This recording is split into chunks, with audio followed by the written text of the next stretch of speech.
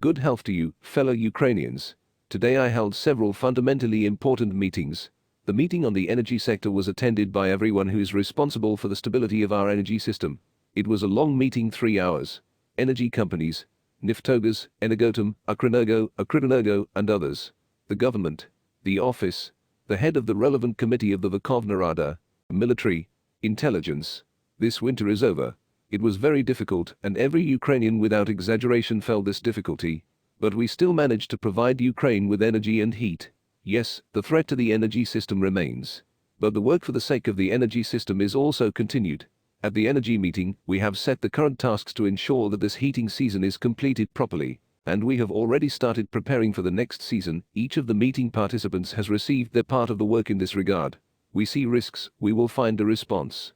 Today, I also held a long, detailed conference call with all those who are in charge of various areas of state defense. The military, the security service, the main intelligence directorate, foreign intelligence, the MIA, other government officials, the office. We keep each frontline direction under control.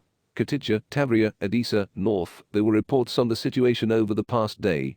In addition to the frontline directions, we are also paying attention to the frontline areas.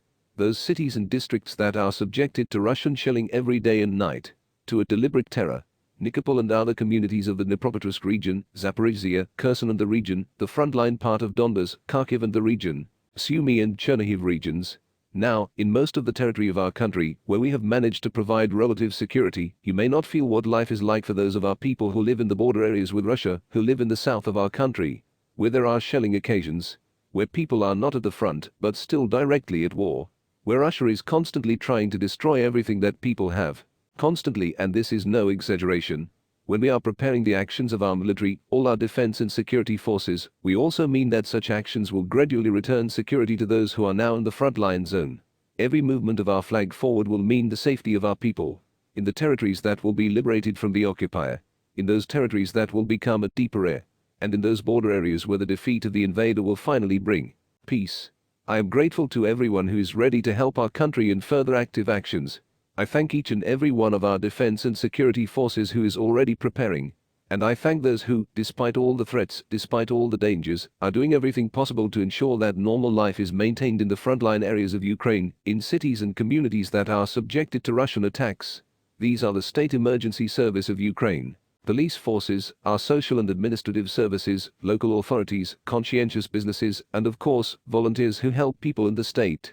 Special thanks to our border guards and all other warriors who are holding back the enemy, and particular gratitude to our warriors who are destroying the occupier's firing points, destroying the enemy's logistics, and accurately leading Russia to defeat, to inevitable defeat. Glory to all those who are now fighting for Ukraine. Eternal memory and honor to each and every one who gave their lives for the independence of our country. Glory to Ukraine.